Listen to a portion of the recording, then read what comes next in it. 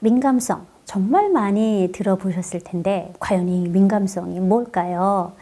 민감성이란 아이들의 행동 뒤에 숨어있는 의미를 인식하고 추론하고요. 그리고 이에 대해 신속하고 적절하게 반응하는 성인의 능력을 뜻합니다.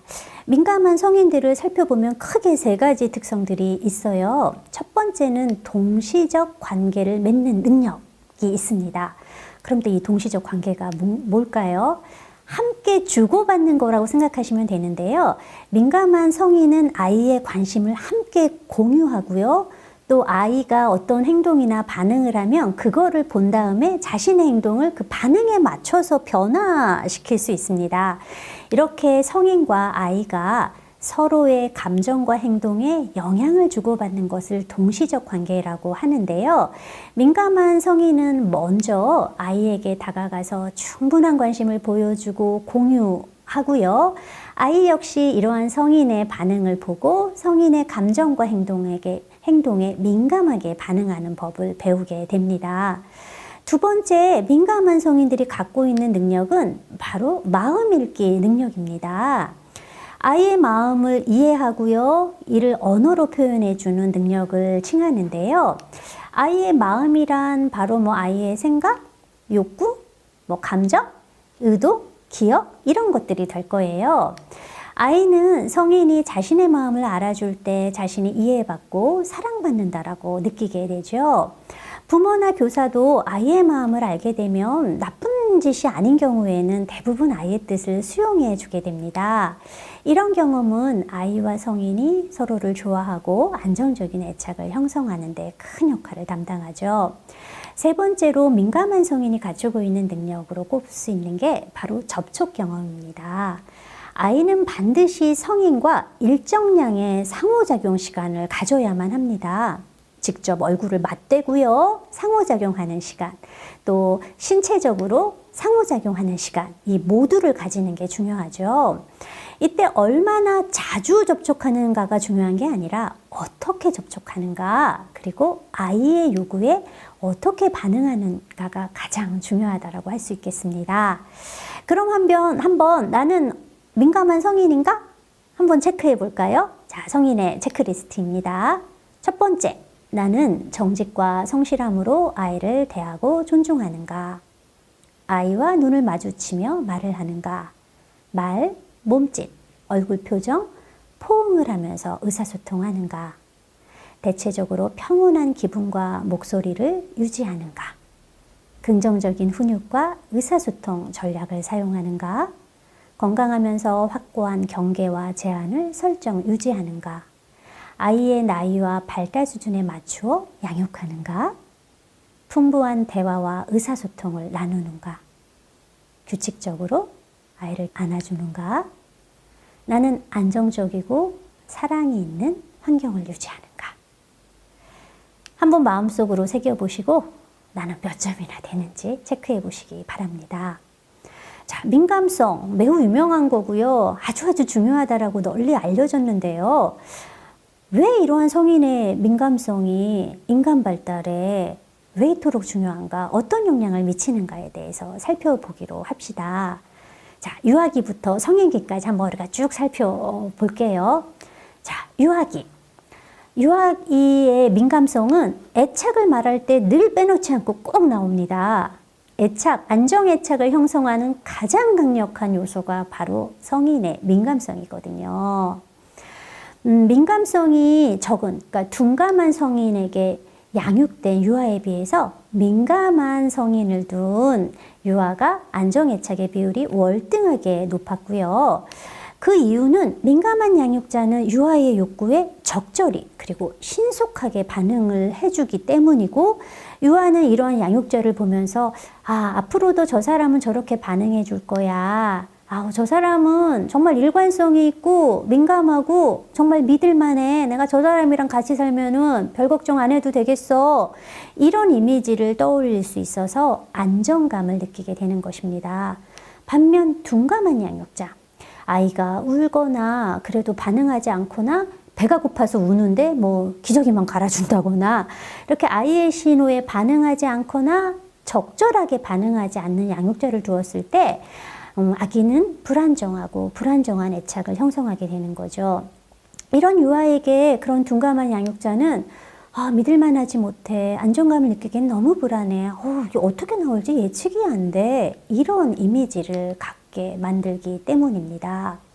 자, 유아기를 거쳐서 아동기가 되면 성인의 민감성은 아이의 발달에 어떤 영향을 미치게 될까요? 먼저 건강. 양육자의 민감성과 학령기 자녀의 비만 정도에 의미 있는 관련성이 있다라는 연구 결과가 보고되었습니다. 둔감한 엄마에게서 성장한 자녀가 뚱뚱해질 가능성이 날로 높아진다는 것이죠.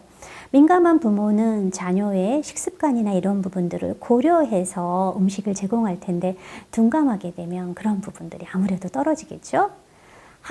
학습적인 면도 아주 중요한데요. 민감성이 높은 부모나 교사를 둔 아이들이 유아기와 초등 1학년 때 그렇지 못한 아이들에 비해서 높은 학업 성취를 보인다라고 합니다. 특히 성인의 민감성은 수학과 언어 영역에서의 좋은 성취로 나타나게 된다라고 하네요. 주의력 부분도요. 민감성이 높은 부모와 교사 밑에서 성장한 아이들이 집중력, 그리고 정서 조절, 그리고 보다 복잡한 인지과정 습득 요소가 되는 이러한 주의력을 가르치는 데 아주 탁월하다라고 나타났다라고 합니다. 또 사회성도요, 민감성이 영향을 많이 미치는 그런 영역이라고 할 수 있어요. 성인의 민감성은 높은 수준의 노력하는 조절력, 그러니까 뭔가를 참아야 될 때 좀 자기 스스로 참으려고 노력하는 이제 그런 거를 말하는데요. 성인의 민감성이 노력하는 조절력을 갖춘 아동을 만들게 된다는 것입니다. 이거는 아마도 유아기 동안 엄마가 아기가 울거나 스트레스를 받았다라고 여겨지면 신속하고 그리고 적절하게 반응하는 거, 아이를 즐겁게 해준다거나 아이가 좀 기다려야 될 때 책이나 딸랑이 같은 걸 주면서 잠시 주의를 전환하게 하거나 이런 식으로 개입해 주는 것들이 아이가 자기의 각성에 보다 잘 적응하고 자기의 주의를 조절하는 능력을 키우는데 어떤 중요한 모델 역할을 해줬다라고 볼 수 있겠죠. 또 감정이입도 아주 민감성의 영향을 아주 많이 받는 그런 영역이라고 할 수가 있겠습니다. 아이가 스트레스를 받았을 때 민감한 성인은 공감해주고요. 이러한 경험을 통해서 아이는 다른 사람의 스트레스를 보다 잘 이해하는 감정이입과 공감 능력 또한 발달시키게 되는 것입니다. 공격성도 부모의 민감성과 관련이 많은데요. 한 연구 결과를 보면요. 어떤 연구를 했냐면은 부모의 민감성 또는 둔감성, 그리고 부정적인 훈육, 이 요소가 아동기 공격성과 어떤 연관이 있을까를 조사를 했어요. 그 결과 아동기 공격성에 영향을 가장 많이 미치는 게 바로 부정적인 훈육이었는데요. 근데 흥미롭게도 둔감한 부모가 부정적인 훈육을 했을 때만 그런 결과가 나타난다는 것입니다.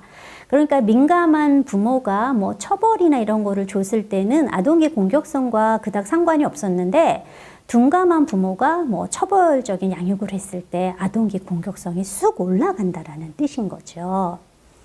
자, 이게 또 성인기까지 이 민감성에 영향을 미칩니다.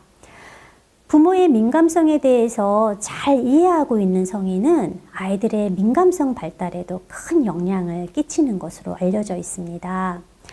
어려서 둔감한 부모를 둔 성인들은 어린 시절을 한번 떠올려 보세요 라는 질문을 했을 때 구체적인 사건을 기억하는데 어려움을 보일 때가 많아요. 그러니까 잘 기억이 안 나는데요. 아니면은 어릴 때 다 그러고 살지 않았나요? 이런 식으로 이제 되묻는 경우들이 있어요. 그래서 자신의 기억을 사용해서 부모에 대해서 정확하게 기술하는 데 어려움을 보이기도 하지요. 이렇게 자신의 어린 시절 경험을 잘 떠올리지 못하게 되면 현재 자신의 자녀를 올바르게 양육하는데도 많은 어려움을 겪게 되는 건 당연한 노릇일 것입니다. 반면 민감성이 높은 부모를 가졌던 성인들은 보다 자세히 구체적으로 어린 시절과 자신의 부모에 대해서 기술을 하고요. 또 어린 시절의 중요성도 잘 인식하고 있기 때문에 자녀를 양육하는 데도 참고하게 되죠. 또 둔감한 부모들 중에 어떤 부모들은 자신이 어렸을 때 부모 기쁘게 해주려고 너무너무 애썼으면서도 정작 또 부모에 대한 분노감이 많았다라고 토로하는 경우들도 있어요. 이러한 얘기를 하는 부모들의 절반 정도는 어린 시절 부모의 이혼이나 분리, 그러니까 별거 혹은 죽음 또는 성적 학대를 당한 경험을 보고하고 있어요. 어린 시절에 이런 상처가 제대로 아물지 않아서 성인이 되어서도 이런 문제들에 대해서 계속 몰두를 하게 되면 자신의 자녀를 돌볼 때 충분하게 반응하는 거 안 됐고요. 그리고 에너지도 사실은 없게 되는 거죠. 이처럼 우리가 그러니까 민감한 부모에게 어떤 양육을 받았느냐가 아동기 그리고 성인기까지 영향을 많이 미치게 되는 것입니다. 그럼 이토록 중요한 성인의 민감성에 영향을 미치는 그런 요소들로는 무엇들이 있을까요? 자, 민감성에 영향을 미치는 요소는 두 가지로 살펴볼 수 있을 것 같은데요. 하나는 민감성을 발휘할 수 있도록 긍정적인 영향을 미치는 요소가 있겠고요. 반대로는 민감성을 방해하는 그런 요소가 있을 수 있겠어요. 먼저 긍정적인 영향을 주는 요소부터 살펴보자면요. 첫 번째는 사회적 지원입니다. 사회적 지원 체계가 다양하면 다양할수록 성인은 민감성이 높아집니다. 아무래도 도움을 보다 쉽게 받을 수 있기 때문일 거고요. 도움을 받을 수 있다라는 생각만으로 성인의 스트레스는 줄어들 수 있거든요. 두 번째로 민감성에 영향을 미치는 요소는 바로 부모와 태아의 애착입니다. 이게 임신 기간 동안 부모와 태아가 얼마나 애착되었는가가 이후 출산 후에도 육아에 영향을 되게 많이 미쳐요. 그래서 원치 않는 임신이 위험한 이유가 바로 여기에 있다라고 볼 수가 있죠. 세 번째로 민감성에 영향을 많이 미치는 요소는 높은 자아 존중감입니다. 자아 존중감을 결정하는 요소 중에 하나가 바로 통제감이에요. 나는 이런 상황을 잘 통제할 수 있어. 이런 자신감이 있을 때 우리는 자존감이 높은 사람 이렇게 얘기를 하는데요. 육아나 교육을 할 때도 자존감이 높으면 쉽게 화나거나 좌절하거나 삐지지 않고 민감하게 잘 다룰 수 있게 되는 것입니다. 긍정적인 요소를 살펴봤으니까 부정적인 영향을 주는 요소도 우리가 한번 살펴봅시다. 첫 번째로는 우울을 꼽을 수가 있어요.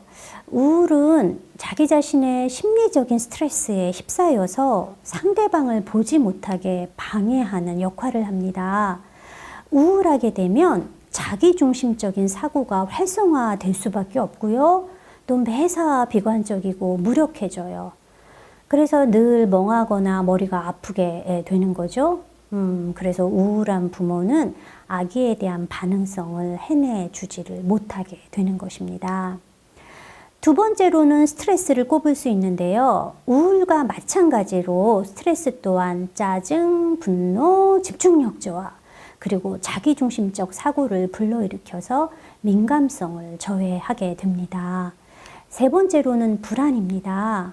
우리가 불안하게 되면 상황을 실제보다도 더 안 좋게, 심각하게, 비관적으로 인식하게 되는 경향이 있습니다.